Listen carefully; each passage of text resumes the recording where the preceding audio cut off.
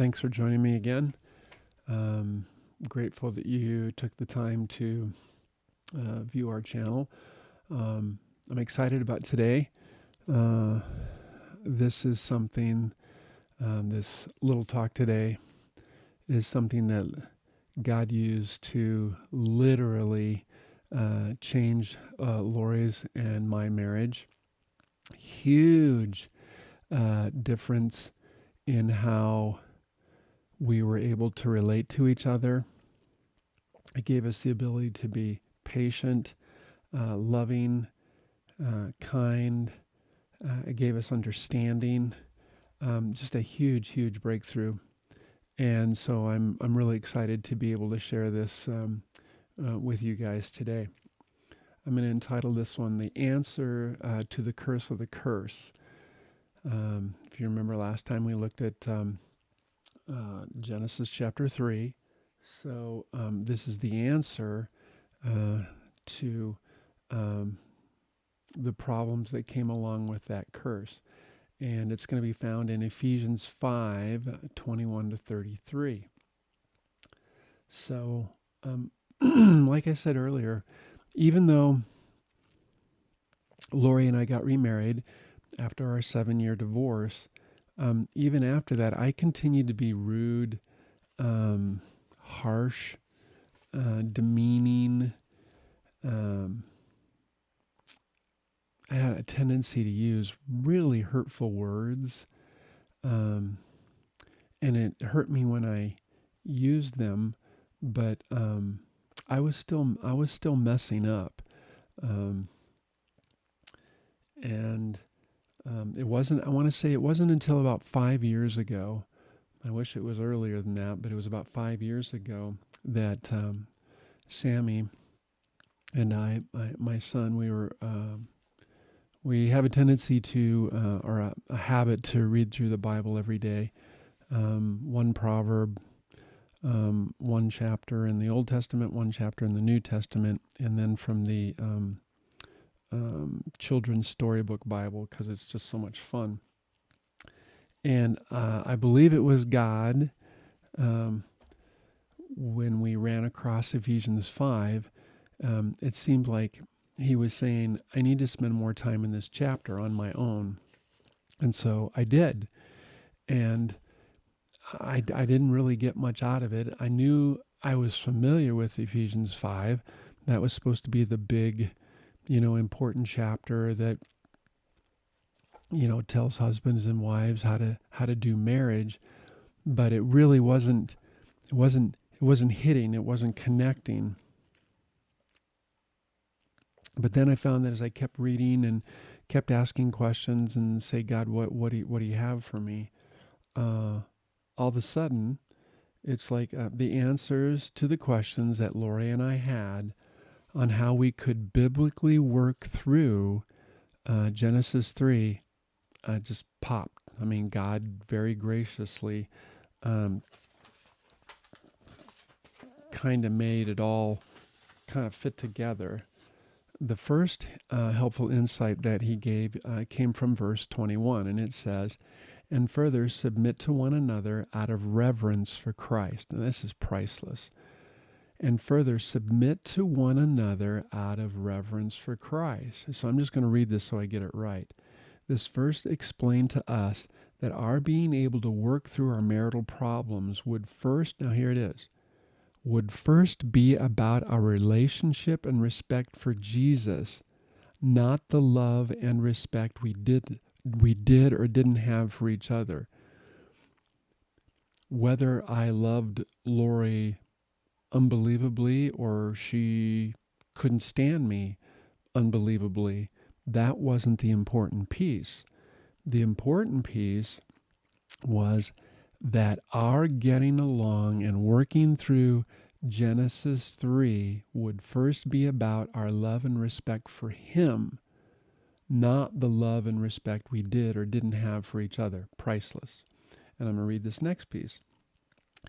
Even if we didn't want to change for each other, we could use Jesus' love for us and our respect for him as motivation to, and I'm just quoting from the Message, to Be courteously reverent to one another. Be courteously reverent to one another. That cancels out the two major problems that both Laurie and I had because of the church.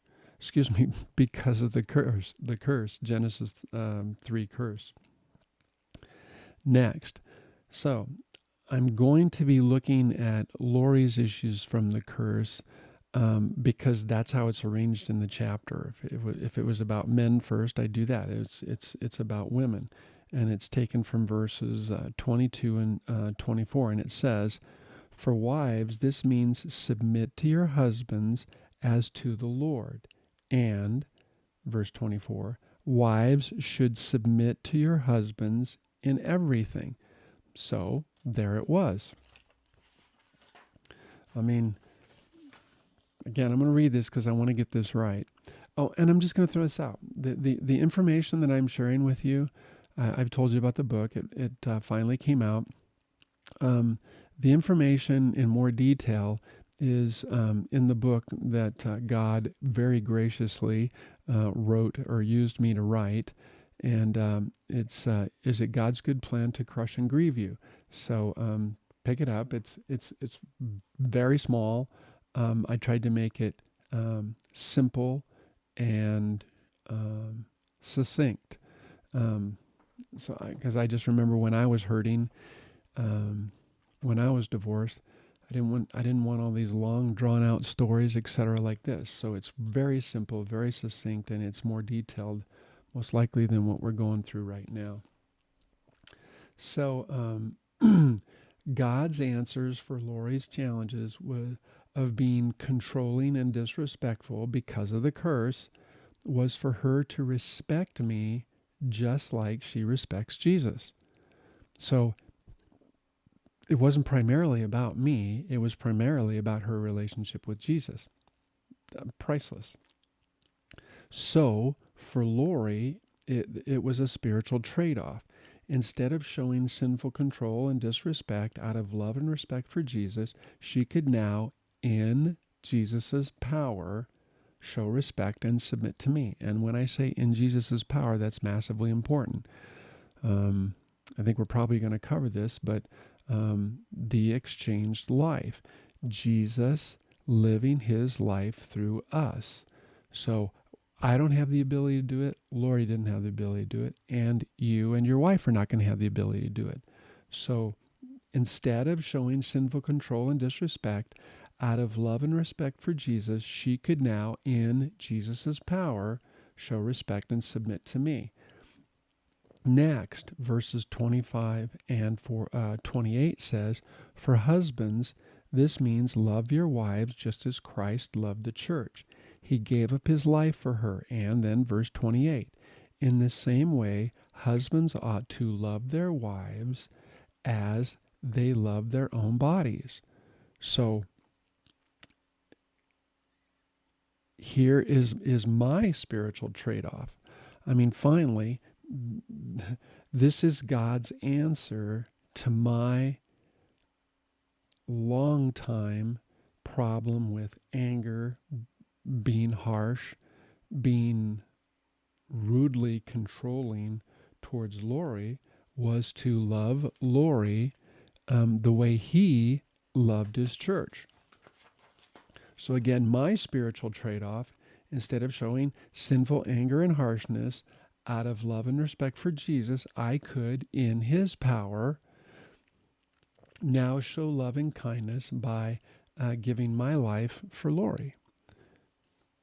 And so lastly, God's answer for both of us for overcoming the two main problems of the curse on our marriage was, this is verse 33, "So again I say, each man must love his wife as he loves himself, and the wife must respect her husband."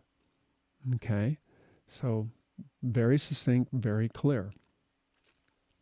I'm going to read this as well. I'm going to throw that. It does seem really clear now, but back when Laurie and I were struggling and reading all that what I believe were like superficial techniques. Remember we talked about fruit versus root. Um, it was very confusing, very frustrating. Um, we were losing hope. But when God gave us this insight on Ephesians 5, it's like it all became so clear. It all became simple. And here it is. We've been working through Ephesians 5 on the Genesis 3 curse for years now. We're still doing it. So much now of what, if there is a hiccup, if there is a problem, if there is something that I get hurt by, um, I can filter it through Ephesians 5, what we just went through, to figure out how the curse is popping its ugly little head up again. And it's just priceless, unbelievably helpful. Again, it's not about then Laurie's past, her personality, or her parents. And same thing with me. It is about the curse, but the curse in and of itself is impossible to work through, because if you look at it straight up, it's a curse. It was pronounced on us, and how do you undo or get rid of the curse? Ephesians 5. It's right there, and that just unbelievably helpful. So I think I already said what I'm going to say here. Ephesians 5 brought clarity, direction, energy, and renewed hope for us and our marriage. But, and this is a big but as we continued to look through the information, we ended up coming up with another problem. As we looked at Ephesians 5 and attempting to put it into practice, and we're going to look at this next time, I couldn't figure out how I was supposed to give my life for Laurie in the same way Jesus gave his life for the church. And if you take the time to think through or meditate on Ephesians 5, that's a big question. How do we give our lives to our wives in the same way Jesus gave his life for the church? Huge question, but fantastic insight. So I hope you guys will join me next time, because I think it's going to be exciting. It's going to be difficult, but it's going to be exciting. So as always, dare to hope. Dare to hope. What seems an impossibility for you and your wife and your marriage is a walk in the park for God and Jesus. So dare to hope, and we'll catch you next time.